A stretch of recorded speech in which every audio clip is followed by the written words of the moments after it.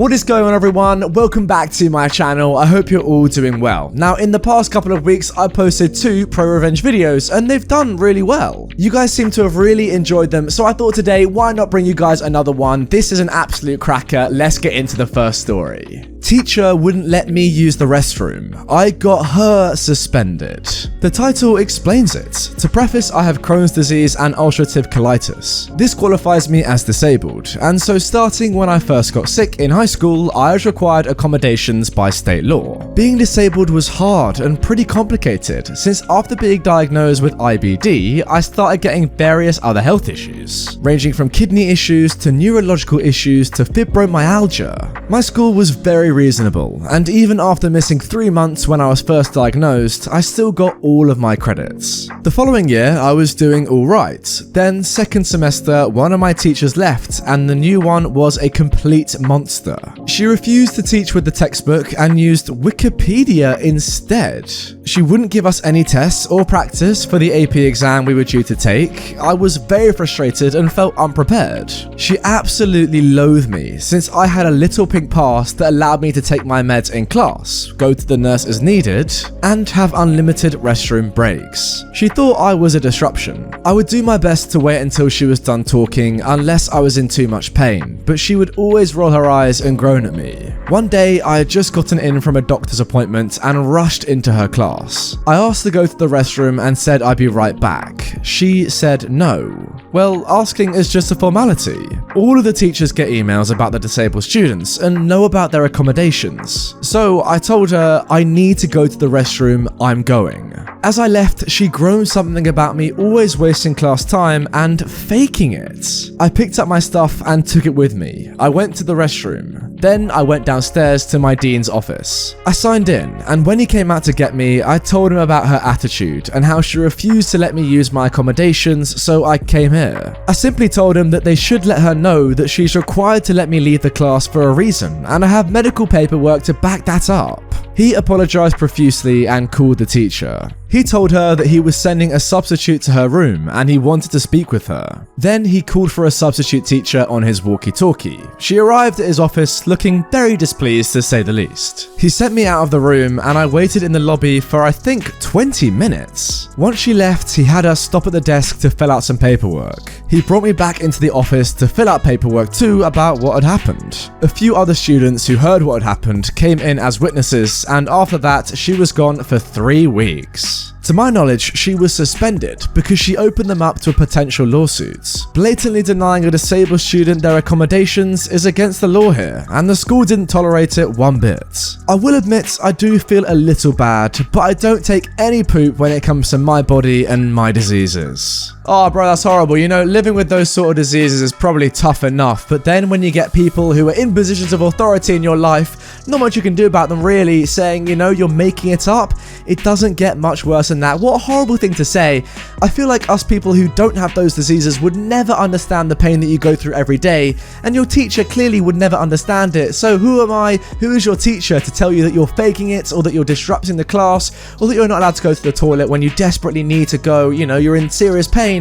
It's just a horrible thing to do. I would never dream of doing that. Seriously, that is just toxic as anything. And in terms of her getting suspended, well, I hope she got fired. Come on, you can't do that sort of thing.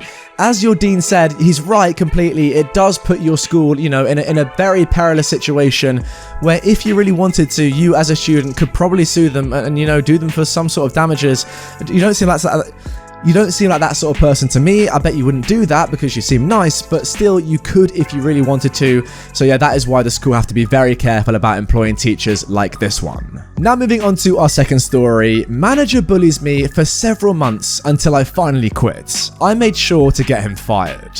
This happened around 2016. I'd, at the time, a 25, 26-year-old male, been without a job for a while. I was looking for a better paying job than I had before, and I found one at a camera security company that was looking to hire someone for the service desk. I went for an interview and got a call back later that day. If I wanted the job, it was mine. Now, my new manager was an ex-military, specifically ex-army, not American, just pointing that out. He really didn't like having people disagree with or going against against him, a thing I was very unaware of when I took the job. For 2 to 3 months, everything was going well. The manager was cordial and seemed to really enjoy having me there. I worked my butt off every day, as the software we were working with was unknown to me, so I studied a lot and even went overseas to another country to follow a course, and succeeded on my exams. However, after that period, my grandpa, who was like a second father to me, suddenly was hospitalized after a brain bleed, an aneurysm. He was found in the shower. He had collapsed after he pressed his panic button. Assisted living? I'm not sure how it's called in English, apologies. Yes, it is assisted living.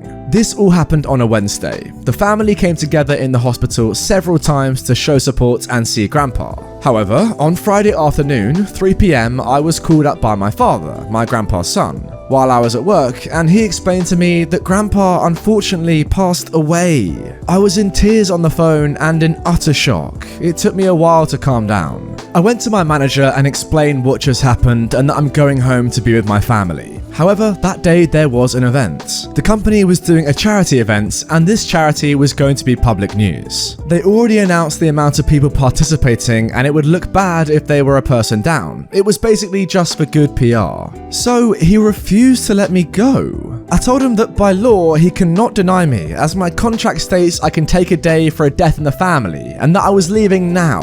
This was the turning point. He went from a nice manager to a manager from a heck. Suddenly, everything I did was wrong. I was told he couldn't believe I was in this line of work for 6 years and be this bad at my job. He cussed me out and ridiculed me in front of my colleagues and even clients. This all continued for several months and severely began to impact my mental health. I had a talk with my parents and my fiance, at the time still my girlfriend. I'd asked her to marry me in December 2016, and they basically told me that this was not okay, that I didn't have to take this, and that I should give them my 2 weeks notice. I agreed. The following day I went to HR and explained why I was leaving the company, and that I couldn't stand the idea of working even a single day more with that excuse of a human being. HR showed interest in my well-being, and even more importantly, in what I was claiming about my manager. They had received more complaints about him, but nobody had proof of his wrongdoings, so they asked me if I had proof. I told them I'd be looking for a new job, but I gladly fit in the time to collect all I could. For the next 2 weeks, I collected everything. Memos, emails, voice recordings. When on the phone, the calls are automatically recorded, and the idiot was stupid enough to cuss me out while I was on the phone. Lucky me. Also lucky was that my colleagues at the desk had my back this entire time. They'd been trying to cheer me up, said I was doing fine work, and that they also didn't understand this man's behavior. So when I came by and asked if they'd mind signing a document that everything I stated in the paperwork was the truth, they gladly did. I had one last talk with HR and him at the same time the last day I was there. Before he even walked in, I told the HR person who was mediating, he's going to walk in, say what he wants to say, and I'll be quiet and listen. When he's done, I'll explain my side and he's going to interrupt me, tell you I'm lying, and talk about completely non-related subject matter to drag the conversation another direction. She looked surprised at my comments, but had no time to respond as Mr. Army Man walked in and began his spiel. Exactly as I stated, he'd blurt out his side, and once I tried to talk, he'd consistently interrupt me and tried to pick fights. Eventually, I got up, told HR, I told you so, here's the documents you've been asking for. I placed a filled folder with several dozens of emails, plenty of memos, and a USB containing 3 phone conversations, and even video footage of him yelling at me. In both voice and video recordings, you could easily hear him cuss me out. I gave the manager a big bright smile, who was smirking victoriously, and I said to him, I don't think you'll be smirking like that for long. Enjoy your little victory. His smirk disappeared into a confused scowl, but I slammed the door on him before he could respond, and left the building feeling like a huge, and I mean humongous-sized, planet-sized amount of stress fell off my shoulders. Within a month, I was back to my old self. 2 months later, I was working at a new job, and out of curiosity, I checked my ex-manager's LinkedIn. Unemployed. I called one of my colleagues to ask what exactly went down. My proof opened Pandora's box. He was being disrespectful to the female staff, insulted the older staff, and on multiple occasions was less than cordial with our external hires. None of these complaints were acted upon because it was his word against theirs and there was no proof. However, me providing overwhelming proof of his gross behavior towards me made all other complaints now to be taken as facts. He was promptly fired less than a month after I left, and they refused to provide him with any form of reference. In a field like his, references mean a lot, so not getting one from a company you worked at for nearly a year is a huge red flag. It's now 2020, 4 years passed, and according to LinkedIn, he's still not working in this field. I'll gladly admit that I felt rather wickedly satisfied, and still do whenever I happen to think about it. Oh dude, of course, you should feel great about it. You've single-handedly improved the lives of pretty much every employee in that office. I mean, yeah, you might have ruined his life a little bit, but guys, isn't that what he deserved? Like, he's an absolute idiot, clearly. Honestly, that is why I love this subreddit so much, just the satisfaction of the karma, the justification that's given out when it is so deserved in stories like this one. It's just amazing to me. I love them so much. I also love that, you know, bosses or people that are superior to you in the workplace are not, you know, they're not able to get out of situations that they've done something bad in. If you get what I mean, you know, just because you're the boss of someone doesn't mean that you're superior to them and can break the rules and they can't, you know, that sort of thing. Yes, there is a hierarchy, but that doesn't mean that you can break the rules, is pretty much what I'm trying to say. And people that are below you in that hierarchy can still snake you out, well, you know, snake you out, call you out for doing bad things towards them. It's great. Anyway, guys, that is going to do it for this episode of ProRevenge. As I mentioned at the start of this video, you guys seem to be loving this subreddit recently, so if you want more right away, well, firstly, drop a like on the video to show your support, and then secondly, click another one on screen. There are a couple all around me. Just go and click one, and trust me, you will love it. And finally, make sure you are subscribed to my channel so you never miss out on one of my daily Reddit videos. I'll be here, same time, same place tomorrow with a brand new upload.